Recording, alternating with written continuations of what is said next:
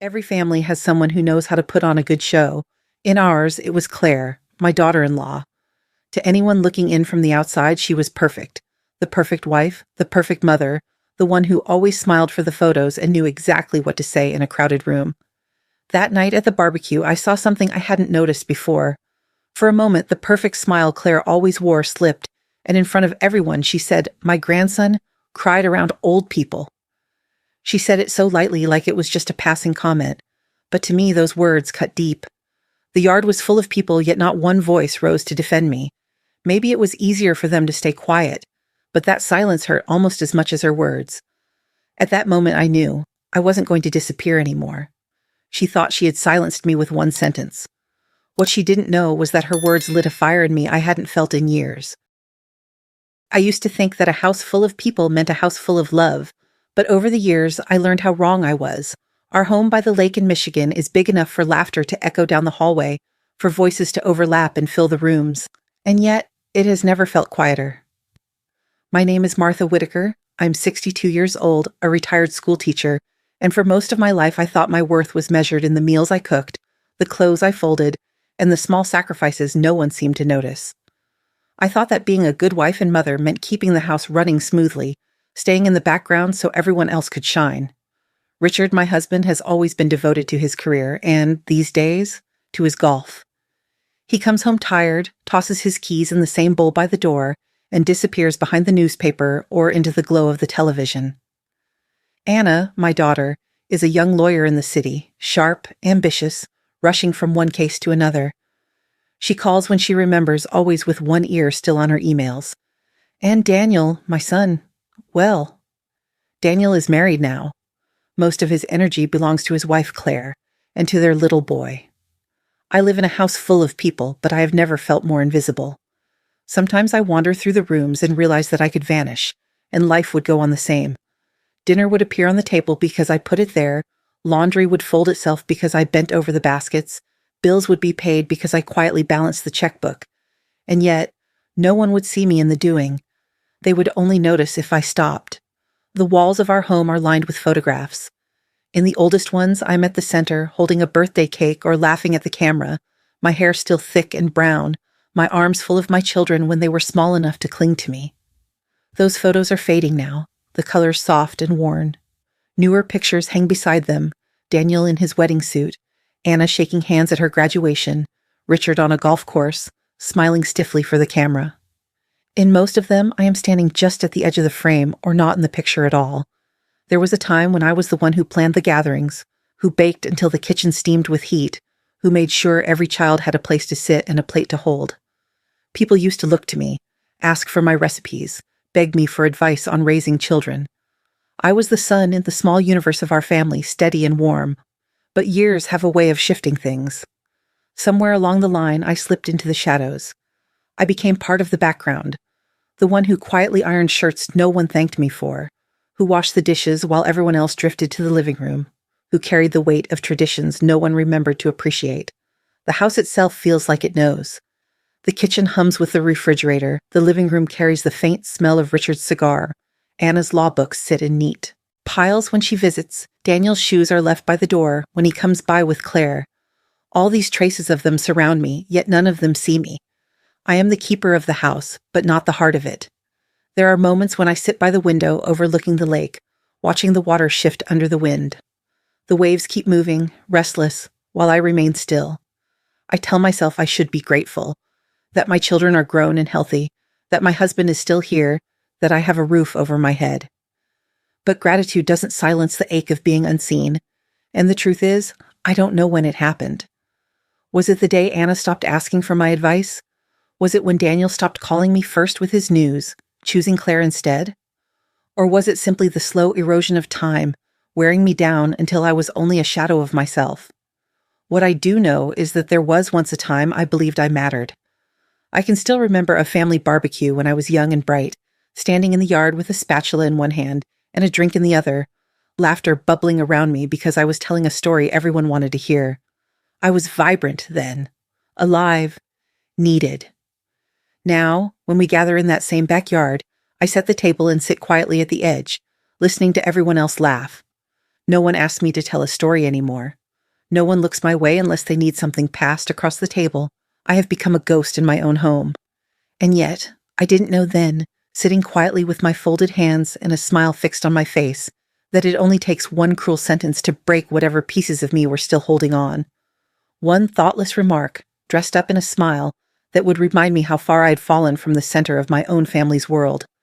I didn't know that soon. Claire, my daughter-in-law, with her polished hair and practiced charm, would say the words that changed everything. I didn't know that after that moment I would no longer be able to accept my place in the shadows. I didn't know that today I would become a stranger in my own family. The smell of charcoal and sweet corn filled the backyard, blending with the hum of cicadas and the low murmur of neighbors catching up over paper plates.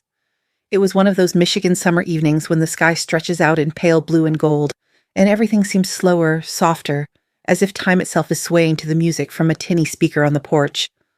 The yard was strung with lights that swung gently in the breeze, glowing like tiny stars. I had helped set up the tables that afternoon, spreading checkered cloths, arranging plastic cups, making sure the potato salad stayed cool in the shade. It's what I'd always done, the invisible hands making sure everyone else could enjoy themselves. But tonight, for once, I was looking forward to something small, something just for me. I hadn't held Sam, my grandson, in weeks. He'd grown since the last time I saw him. His hair was thicker, his cheeks rounder. I thought maybe tonight would be different. Maybe tonight Claire would let me hold him without fuss. I could see them across the yard, Daniel with one arm draped around his wife's shoulders, Claire balancing Sam on her hip, her dress the color of ripe cherries. She was laughing at something Anna said, tossing her hair like she was in a commercial for some perfect family life. People drifted toward her naturally, drawn to her brightness. I stayed on the edges, sipping lemonade and telling myself to be patient. When Daniel brought Sam closer to the picnic table where I sat, my heart lifted a little. Sam reached his tiny hand out, fingers curling as if he wanted me to come nearer. I smiled, already rising from my chair. That's when Claire's voice cut across the chatter. "Oh, no, Martha," she said, smiling just enough for the crowd. "Better not. You know how Sam cried around old people last time. We don't want him upset tonight." It took me a moment to understand what she'd said. The words were so casual, so practiced, they almost floated past like a breeze. But then they landed, sharp as pins. Cried around old people. I froze. My hand, still reaching, trembled. The paper cup in my other hand slipped, lemonade spilling cold down my wrist before the cup hit the grass with a soft thud. For a heartbeat, the whole yard seemed to tilt, the sound stretching into a kind of slow-motion hum, the speaker crackling, a fork clinking against a plate, someone laughing too loudly to fill the silence. Claire's smile didn't falter. She adjusted Sam on her hip, turning slightly away from me, already moving on to the next conversation. I looked around for someone, anyone, to meet my eyes. Richard was at the cooler, bent over like he couldn't quite find the bottle he wanted. He popped open a beer and poured it into a cup with exaggerated care, his back to me. Anna fiddled with her phone, then blurted something about work to no one in particular, her words landing like stones in water. Daniel squeezed Claire's arm, but said nothing. From the corner of the yard, I heard a neighbor whisper, "That's a bit much. But let's not get involved." Their voice trailed off into a nervous laugh. I stood there, trying to keep my face neutral, to hold on to some scrap of dignity. My heart was pounding so loudly it drowned out the music. It was as if I had been pushed out of the circle of light and left standing in the dark. Not a grandmother, not a mother, just an inconvenience to be managed. For years I had swallowed small slights, forgotten thank yous, missed calls, the way they left me out of their plans. But this was different. This was public. This was my grandson. My blood held like a prize I was unfit to touch. I forced a smile, my lips trembling as I sat back down. My hands rested on my knees, but they didn't feel like mine. The noise of the party rose around me again, Claire's laughter, the pop of a soda can, the high-pitched squeal of a child playing tag, but it all felt far away, like I was underwater. Later, when I slipped into the bathroom to wash the sticky lemonade from my wrist, I caught sight of myself in the mirror. My face looked older than I remembered, the lines deeper, my eyes dimmer.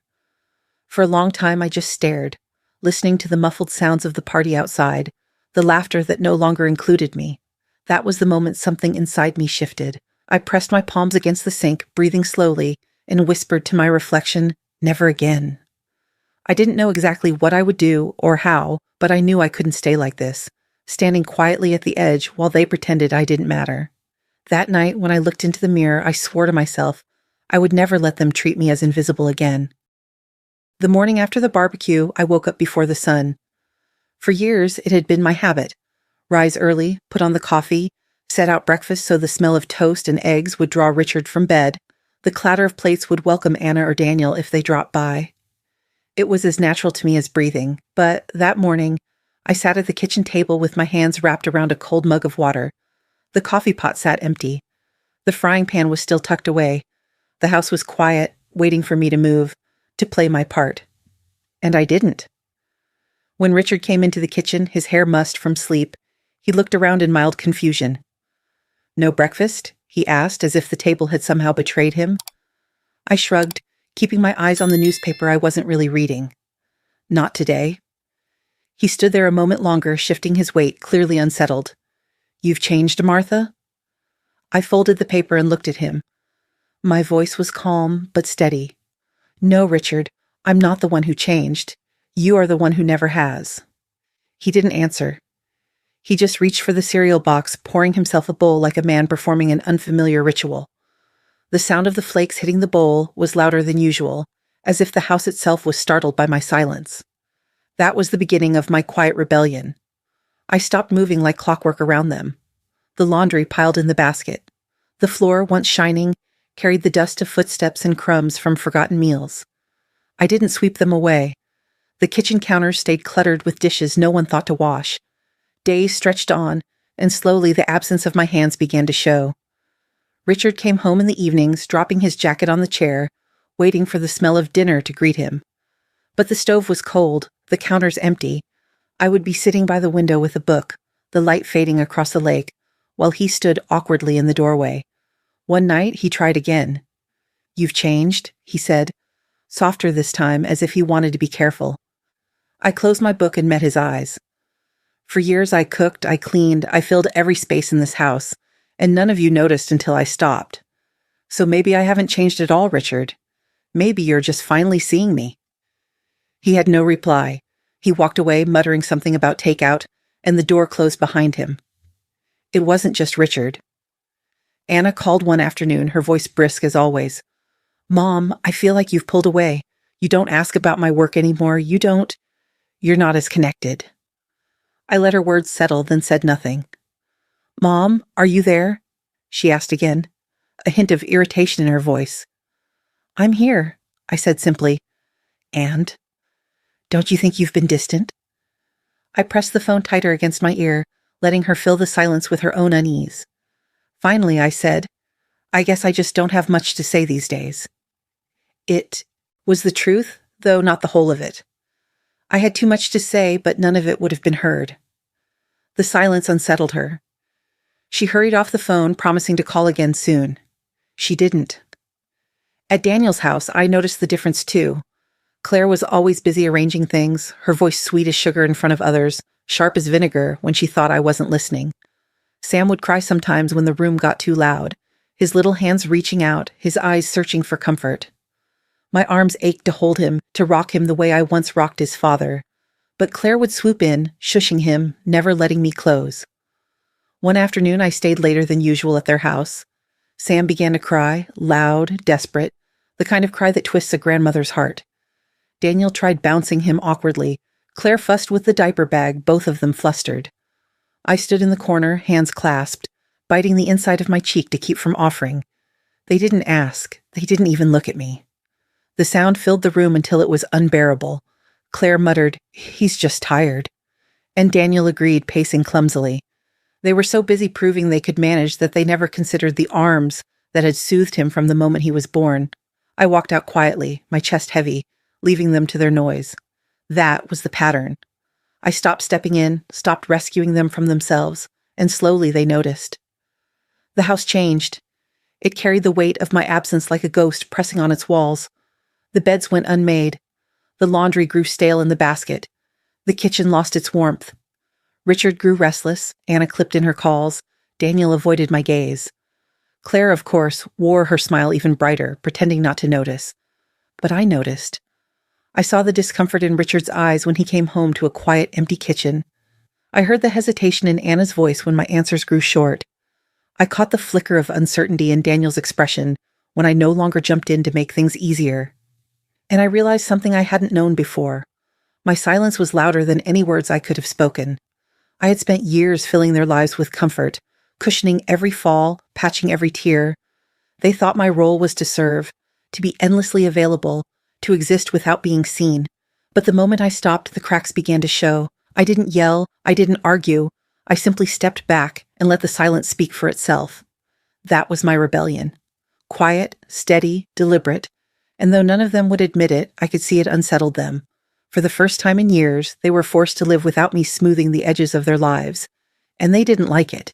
Imperfect meals, cluttered rooms, unanswered calls, it all piled up into something none of them could ignore. For once, I was not invisible. My absence was everywhere. And deep inside, a small voice whispered, "This is only the beginning." It was a Tuesday afternoon when I first truly noticed Ethan Rivera. I was coming back from the grocery store, carrying 2 heavy bags that bit into my hands. The driveway stretched out longer than it ever had before, and I paused halfway, setting the bags down to catch my breath. That's when a voice called out, "Mrs. Whitaker, do you need a hand?" I looked up to see a young man jogging toward me, tall, lean, with dark hair that curled slightly at the edges. His smile was warm, unguarded in a way I hadn't seen in years. "I'm fine," I said automatically, the words a reflex. But the truth was, I wasn't.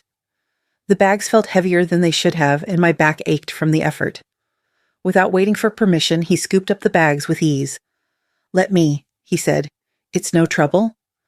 I should have protested, but instead I found myself walking beside him as he carried the groceries into the kitchen.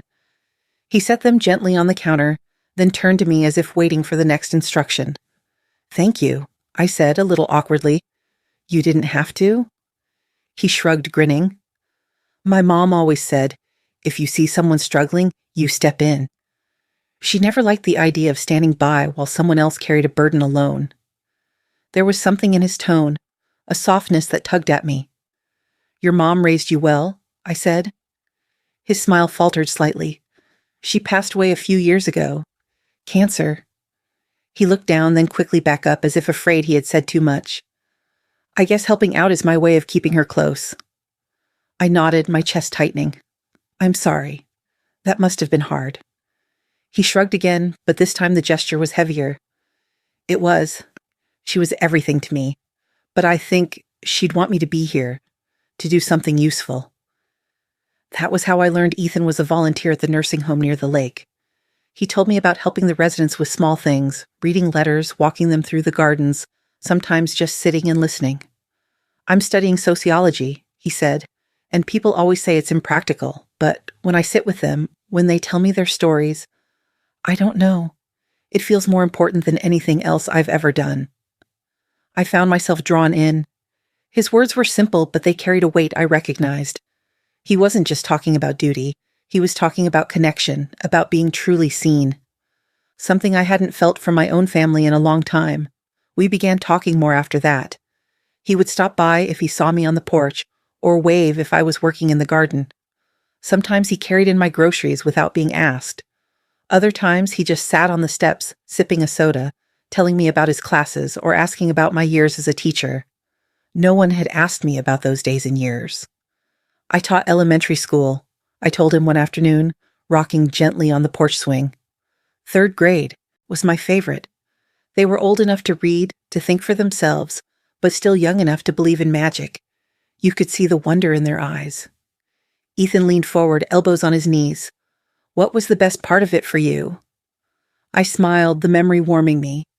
When a child finally understood something they'd been struggling with, when you could see the light click on, those moments made everything worth it. He nodded, listening intently. Not the distracted nodding of someone waiting for their turn to speak, but the kind that told me he was holding on to every word. It startled me, that kind of attention. My own children rarely let me finish a thought without glancing at their phones or rushing me along. "But Ethan wanted to know." Another day, as the sun dipped low over the lake, he told me about his mother again. "She used to read to me every night, even when she was tired. She said stories were how we remembered who we were." He paused, his voice softer. When she got sick, I started reading to her. Old books, even her grocery lists. It didn't matter. She said hearing my voice made her feel safe. My throat tightened, tears pressing against the corners of my eyes. I thought of Sam, my grandson, the way his cries went unanswered in my arms, the way Claire swept him away as if I were unworthy of soothing him. I thought of how much I longed for that bond and how cruelly it had been denied to me. "You were a good son," I said gently. He shook his head. "I don't know. I didn't want her to feel alone." I wanted to tell him that he hadn't just been a good son. He'd been the kind of child every parent hopes for. But my voice caught in my throat, so I only reached over and squeezed his hand. He smiled, and for a brief moment the ache inside me eased. One evening, as we sat watching the lake shimmer in the last light of day, Ethan turned to me. "You should come by the nursing home sometime. The residents would love you. They'd want to hear your stories." I stiffened, shaking my head almost immediately. "Oh no, that's not for me." "Why not?" His tone was gentle, not pressing. I looked out at the water, ashamed. Because walking into a place like that, it would feel like admitting I belong there, like being shelved away, like a book no one wants to read anymore. I'm not ready for that. He was quiet for a long time, then said softly, "It's not like that, Martha. It's not a place where people go to be forgotten. At least, it doesn't have to be. It can be a place where people are remembered, where their voices still matter." I didn't answer. The thought lingered in the air between us, heavy and bittersweet. Later that night, as I sat alone in the kitchen, I realized something. In all the conversations with Ethan, I had never once felt invisible. He had listened, really listened, in a way my own family hadn't in years. He saw me, not as a servant, not as a shadow, but as a person with a history, with value, with stories worth telling. Ethan had heard me, and that simple truth cut deeper than any silence my family had given me. That evening, I whispered to myself, Ethan listened, when my own blood did not. Doubt is like a seed. You don't have to force it to grow. You only need to drop it gently into the soil and let time do the rest. For weeks, I had stayed silent. My absence spoke louder than words, unsettling the routines my family once took for granted. But silence could only go so far. If they were ever going to see Claire for who she really was, I needed to do more. Not an attack, not an argument. Just a whisper, a suggestion. Something small enough to seem harmless, but sharp enough to linger. It started with Anna. She came by one afternoon, briefcase still in hand, her phone buzzing in her pocket. She was tired, distracted, but she sat with me for a few minutes on the porch. The air was warm, heavy with the smell of lake water. "How's work?" I asked, though I already knew she would answer in clipped sentences. "Busy, as always," she sighed, leaning back. "Claire's been helping with Sam a lot. She makes it look easy, sometimes too easy." I tilted my head, pretending to think it over. "You've noticed that too, haven't you? How she always seems to take charge, makes the decisions before anyone else even has a chance?" Anna frowned slightly, caught off guard. "Well, Claire is decisive. I guess that's not a bad thing." "Of course not," I said, my voice smooth, almost casual. "It's good to be confident. I just sometimes wonder if Daniel ever gets a say. Or you. She always seems to know best, doesn't she?" I let the words drift into the air like smoke. I didn't press. I didn't explain. I simply sipped my tea and let the silence hang, leaving Anna to turn the thought over on her own. Later, Daniel came by with Claire, dropping Sam off for an hour while they ran errands. Claire bustled through the doorway, giving instructions as if I were her hired help. What time to feed him, how long he usually naps, what toys calm him down. Daniel stood behind her, quiet, his hands shoved into his pockets. When she turned to go, I touched his arm gently. "Daniel," I said, keeping my tone light, "do you ever feel like you don't get to make the choices anymore? Claire is strong-willed. It must be hard to keep up." He gave a short laugh, half-hearted. "That's just Claire. She likes things her way." But there was a flicker in his eyes, something uncertain. He didn't defend her as quickly as he used to. I smiled faintly and let it go, changing the subject. No more was needed. A single drop of water, and the soil was already damp. But it wasn't only me who noticed. A few days later, Ethan stopped by. He looked troubled, his brows drawn together. "I didn't mean to overhear," he said, lowering his voice, But I caught Claire on the phone the other day. She was standing outside the store and she didn't see me. My chest tightened. What did you hear? She was talking about money, he said slowly. Credit cards, bills piling up. She said she just needed a little more time. The way she sounded, it wasn't the voice she uses around people. It was desperate. I sat back, letting his words sink in. I didn't ask for details, didn't push him further. I didn't need to. Desperation always leaves a trail. That evening, as I folded laundry slowly, methodically, I thought about all the little cracks beginning to show in Claire's perfect mask.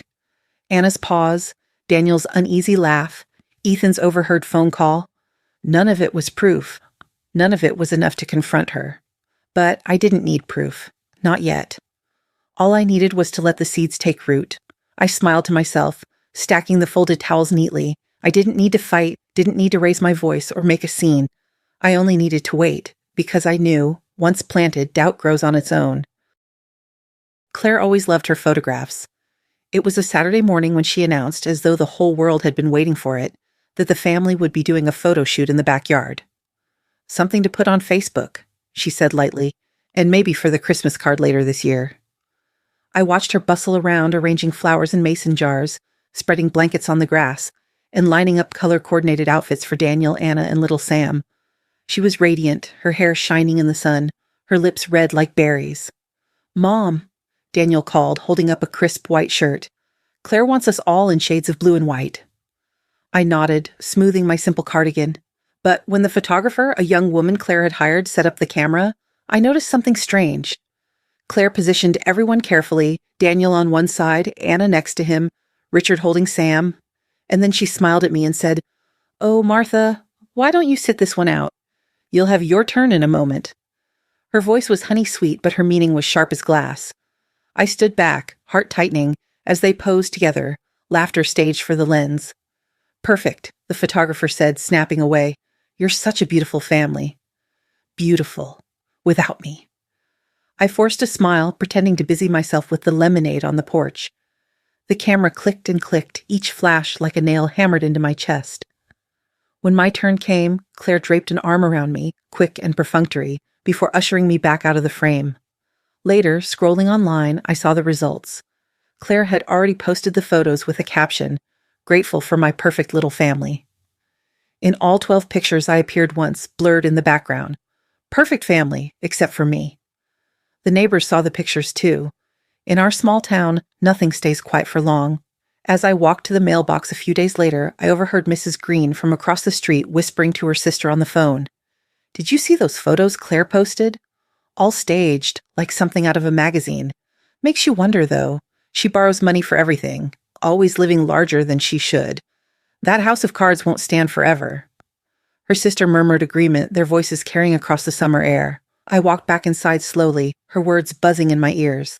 I had known Claire liked appearances, but it was only then I began to wonder how far she had gone to protect her image. The answer came sooner than I expected. I had gone over to Daniel's one afternoon to drop off a basket of muffins. They weren't home, but Claire's purse sat open on the counter. I shouldn't have looked. I tell myself that. But when I reached for a napkin, a folded bank statement slipped free. At first, I meant to tuck it back, but the words at the top caught my eye. Sam Whitaker College Fund. The balance was lower than it should have been, far lower, and beneath it, withdrawals, large ones, made it designer boutiques downtown. My hands trembled as I scanned the list. Handbags, shoes, things Claire had paraded around at the last barbecue as if they were nothing. My breath caught in my throat. She had drained money from her own son's future to buy handbags. Sam's college fund. A little boy's tomorrow, stolen for today's photographs. I sank into a chair, staring at the paper as the truth pressed down on me. Her perfection wasn't real. It was a facade. A thin wall painted in gloss and smiles, propped up by borrowed money and stolen security. I folded the statement back and placed it carefully where I found it, my heart pounding.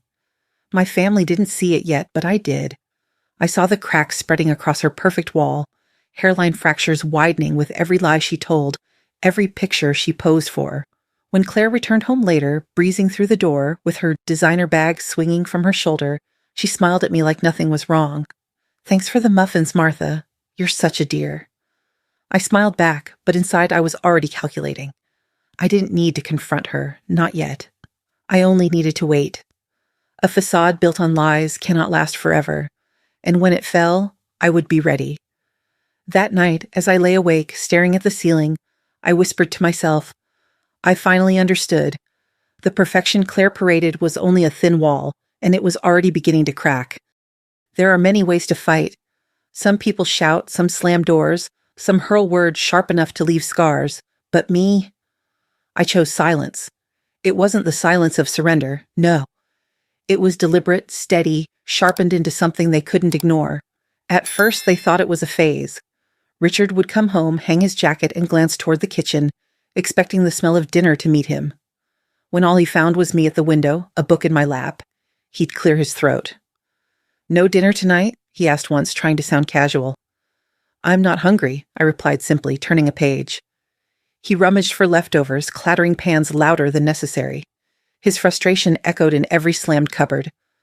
But he never dared say more. He didn't want to admit how much he relied on me. Anna noticed too. My daughter had always been quick with her words, always certain of herself. But now her calls came more often, her voice carrying something new. Hesitation. "Mom, are you all right? You've been different lately." I let the silence stretch, listening to her fidget on the other end of the line. Finally, I said, "I'm fine, Anna, just taking time for myself." "But you don't ask about me anymore?" she pressed, almost accusing. "I suppose I've learned not to expect answers when I do," I replied quietly. She went still, and in that silence I knew she understood. She had been so used to me carrying the conversation, filling the gaps, propping up the weight of her busy life. Without my questions, without my eagerness to be included, there was only emptiness, and she didn't like it. The house itself mirrored the change. Laundry lingered in the basket, dust gathered in the corners, dishes stacked in the sink. Richard shifted uncomfortably when his shirts weren't pressed, when the counters lost their shine. He muttered once, "This place doesn't feel the same anymore," as if it had changed on its own, not because of the years I had spent holding it together. I didn't argue. I simply folded my arms and let the silence answer for me. In the quiet I had created, I began to rediscover pieces of myself I thought were gone. I started walking along the lake in the mornings, the air cool and damp with mist, the water rippling like silver glass. The rhythm of my steps steadied me, stronger than the anxious pulse of waiting for someone to need me. I pulled old books from the shelves, novels I hadn't touched in decades, and let myself sink into their worlds. The characters spoke to me in ways my own family never did. They reminded me of who I was before I became invisible, a woman who loved words, who loved learning, who once believed in stories powerful enough to change lives. It was strange how much comfort I found in those simple routines, walking, reading. Sitting on the porch with the sun warming my face, it felt like remembering an old friend. And slowly, I noticed something else. Richard began hovering in the kitchen when he came home, unsure of how to start a conversation. Anna's calls grew longer, less about work and more about me. Even Daniel lingered in silence when we crossed paths, as if waiting for me to offer something I no longer did. They were unsettled. And in their unease, I saw something I hadn't seen in years. Recognition. They were beginning to notice me, not for what I did, but for what I withheld. For once, it wasn't my voice that mattered. It was my silence.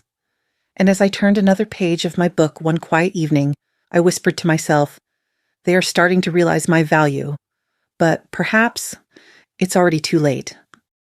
It was late afternoon when it happened. I had just finished my volunteer shift at the nursing home and decided to swing by the Whitaker's house to return the baking dish Mrs. Whitaker had lent me. Their porch steps creaked under my shoes. I balanced the dish in one hand and lifted my other to knock, then froze.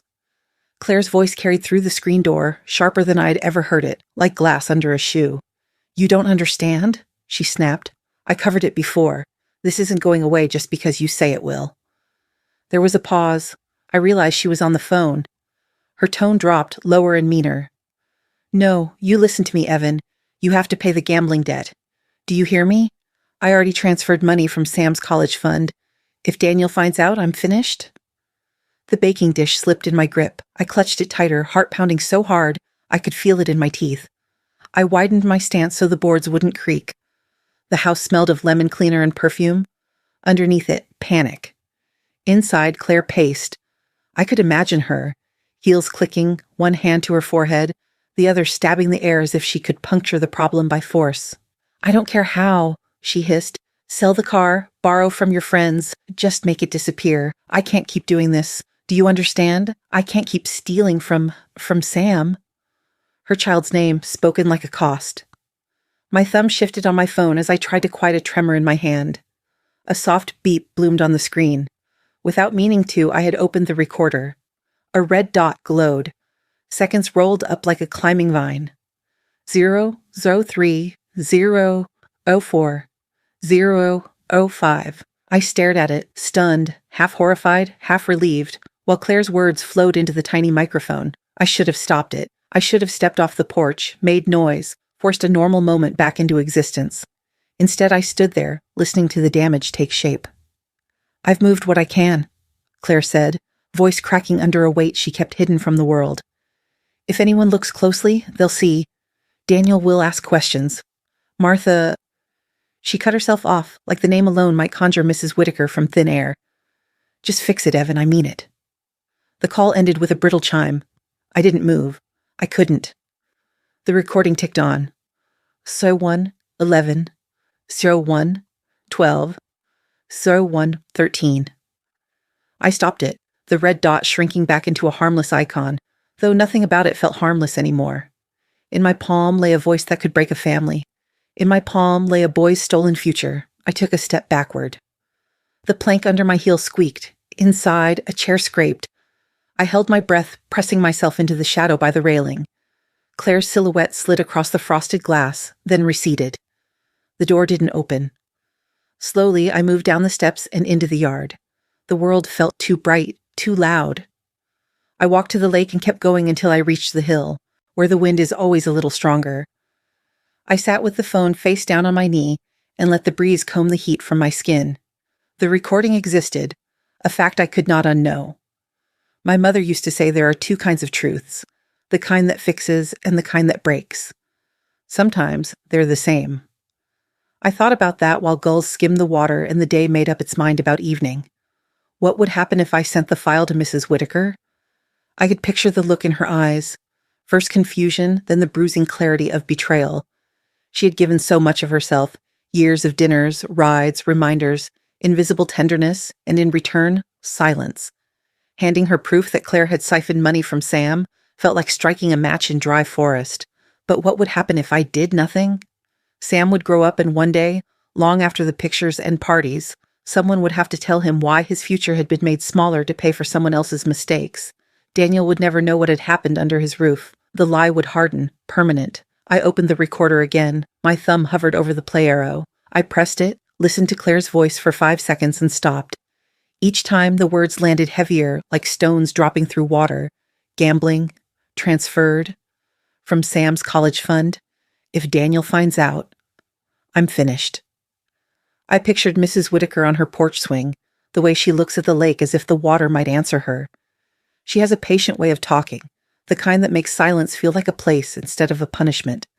She tells stories about her third graders, how a child's face changes when reading finally clicks. When she talks about those moments, her whole voice lights up. What would this teach her?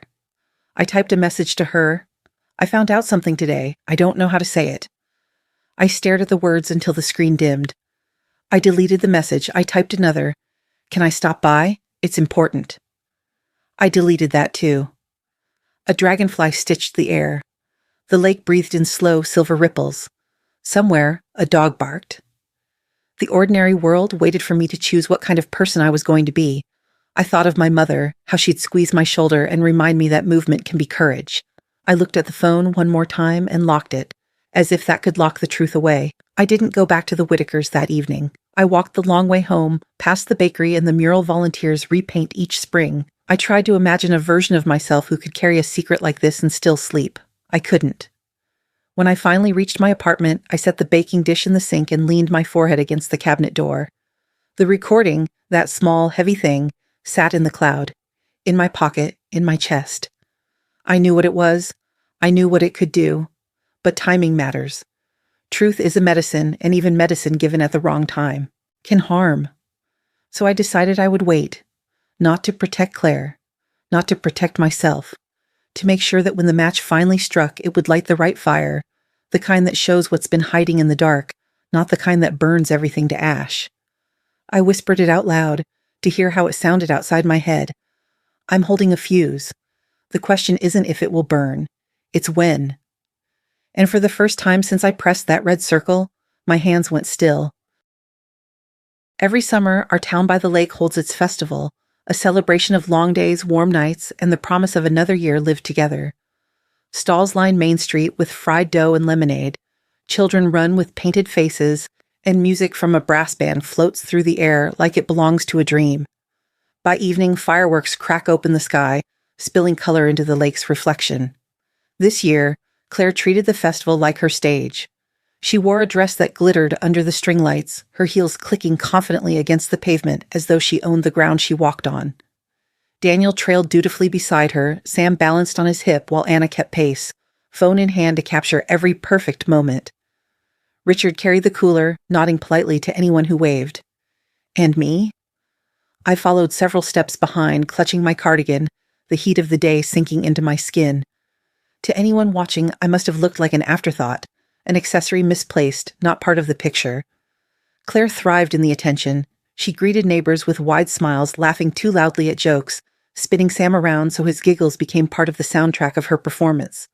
Family is everything, she declared to a cluster of onlookers, posing as someone snapped a photo, her arm looped around Daniel, her other hand smoothing Sam's hair. She didn't glance at me once. I slipped away to the edge of the square where the shadows stretched long and the music sounded muffled. There, at least, I could breathe. That's when Ethan appeared. He was dressed simply, a t-shirt and jeans, his hair a little mussed from the breeze off the lake. In the midst of glitter and noise, he looked real, solid. He carried no mask, no pretense. Mrs. Whitaker, he said softly, stepping closer. His voice was nearly drowned out by the laughter and music, but I heard it. I need to give you something. I frowned, confused, as he pulled his phone from his pocket. His hand shook slightly as he navigated the screen, then pressed play for just a second. Claire's voice spilled into the air, sharp and panicked. I already transferred money from Sam's college fund. If Daniel finds out, I'm finished. My breath caught. Even over the festival's music, the words hit me like a drumbeat. Ethan stopped the playback quickly, glancing around to be sure no one else had heard. I recorded it by accident, he said, his face pale. I didn't know what to do, but I couldn't keep it to myself. He held the phone out to me, and for a moment I couldn't move. My fingers trembled before closing around it. The weight of the device felt heavier than it should have, like holding a stone dragged from deep water. Without a word, I slipped it into my cardigan pocket. The festival swirled around us, the band blaring, fireworks testing their sparks against the horizon, children squealing at carnival games. To everyone else, it was a night of joy, a chance to forget burdens. But for me, time slowed. Claire's laughter rang out from across the square, smooth and sweet as spun sugar. Yet in my pocket her other voice lived, the voice without polish, without charm, a voice laced with desperation and deceit. I stood there, half hidden in the shadows, watching her twirl under the lights as if she were untouchable. Neighbors complimented her dress, admired her perfect family, and snapped more photos for social media. They saw her mask. I held her truth. And as the first firework cracked open above the lake, scattering gold sparks across the water, I realized something with a calmness that startled me. Her fall was coming. Not with the noise of the band or the fireworks, not with the cheers of the crowd, but in the silence after. While the town celebrated, I was already listening to the sound no one else could hear. The quiet crumble of Claire's facade, the beginning of her collapse. The summer festival was drawing to its climax when it happened. The square glowed under strings of lights, music from the band swelling, and the air smelled of roasted corn and sugar.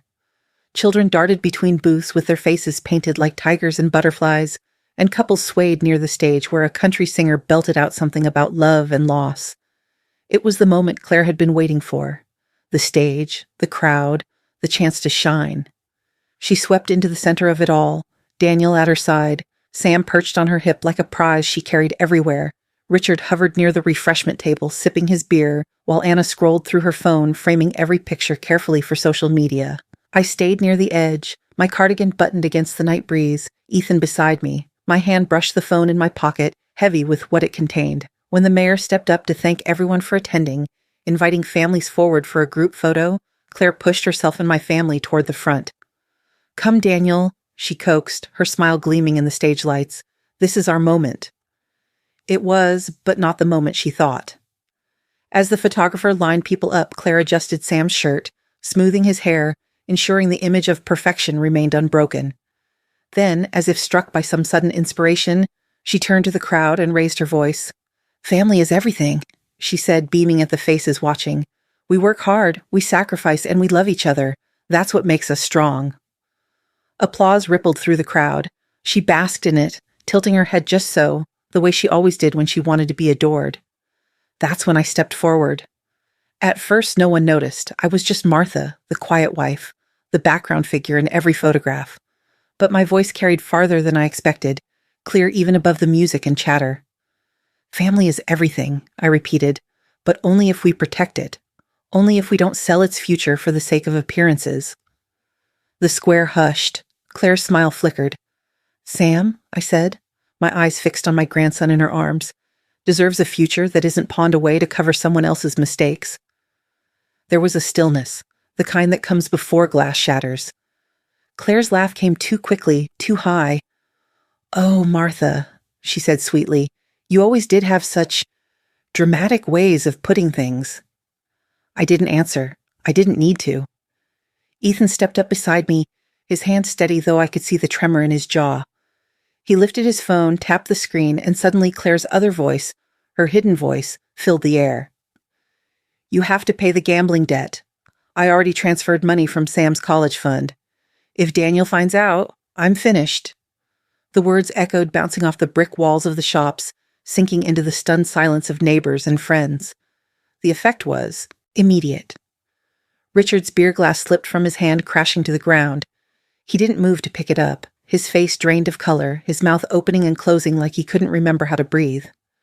Anna's phone lowered slowly, her hand covering her mouth, her eyes brimmed with tears. She whispered, barely audible, "Mom, you were right." Daniel staggered as though struck. His hand trembled against his side. "Claire," his voice cracked, "is it true? Tell me it isn't true." The crowd began to murmur, whispers weaving into one another like threads tightening into a net.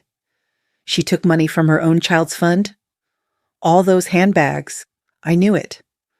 Perfect family, my foot. What kind of mother does that? Every pair of eyes turned toward Claire. For the first time, her mask didn't hold. She opened her mouth, searching for the sweetness she always used to cover her sins. But the words failed her.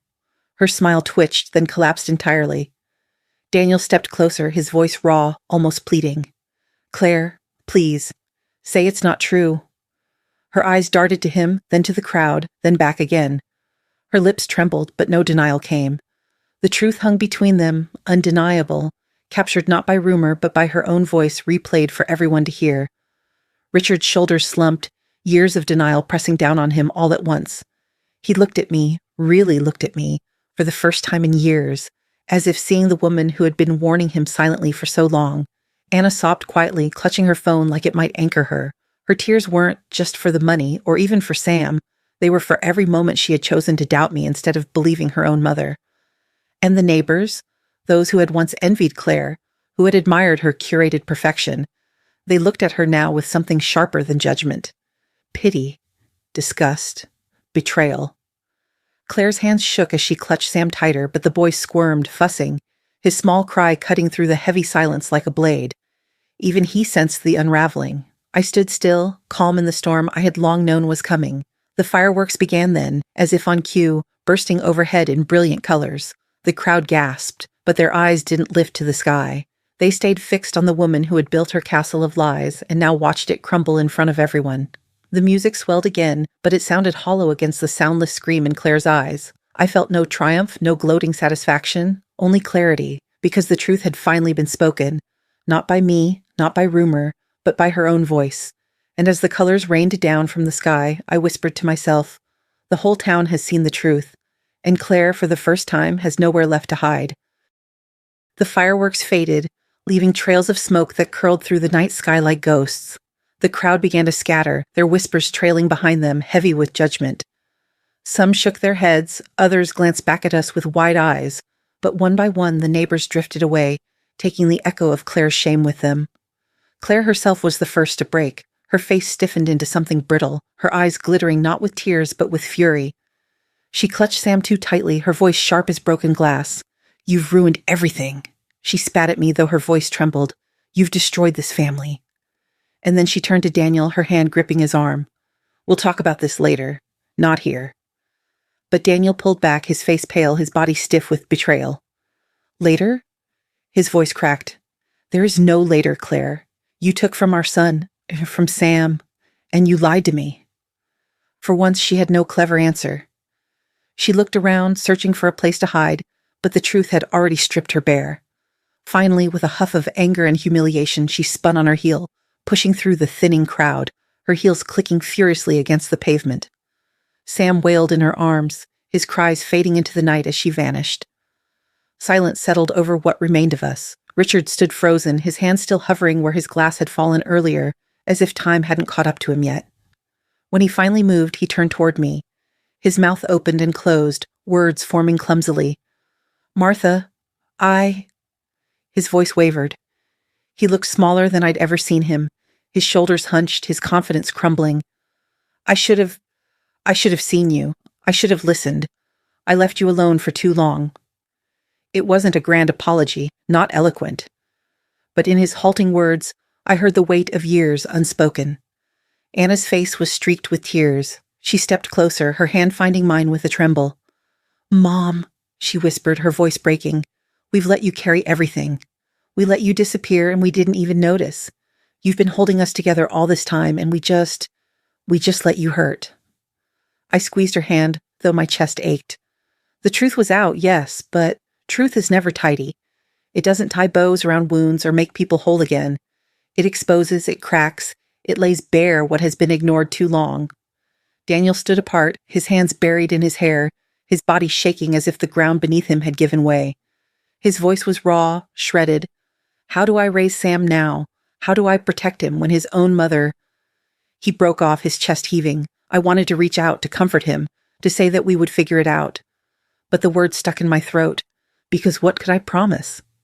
The damage had been done. Trust is fragile. Once broken, it doesn't return whole.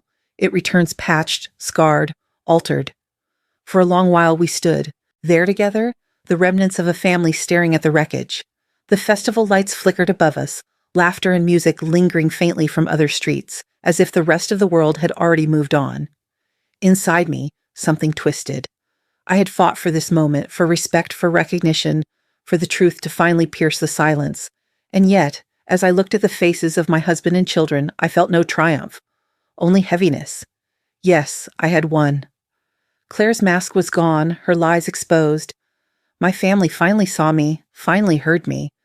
But the victory was jagged.